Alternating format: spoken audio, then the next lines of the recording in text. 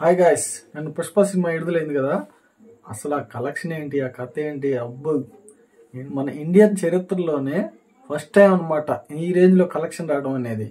ఒకప్పుడు మన మన టాలీవుడ్ సినిమా అంటే ఏదో నార్మల్గా ఒక 60 కోట్లు 70 కోట్లు అట్లా ఉండేదన్నమాట.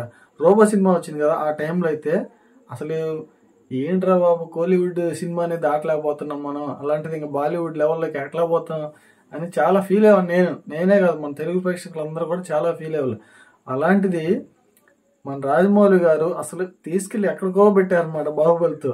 ఇప్పుడు మన తెలుగు సినిమాల ముందు తమిళ సినిమాలు కానీ, మలయాళం సినిమాలు కానీ, లేకపోతే కన్నడ సినిమాలు కానీ, అదంతా ఎందుకు, బాలీవుడ్ ఇంతకుముందు ఇండియన్ బాక్స్ ఆఫీస్ని షేక్ చేసిన బాలీవుడ్ హీరోల సినిమాలు కూడా మన తెలుగు సినిమాల ముందు దిగదొడిపాయి అనమాట. ఆ రేంజ్లో కలెక్షన్లు కానీ, క్రేజ్ కానీ ఆ రేంజ్లో వచ్చింది. దీనికి అంతటి కారణం కూడా రాజమౌళి గారు.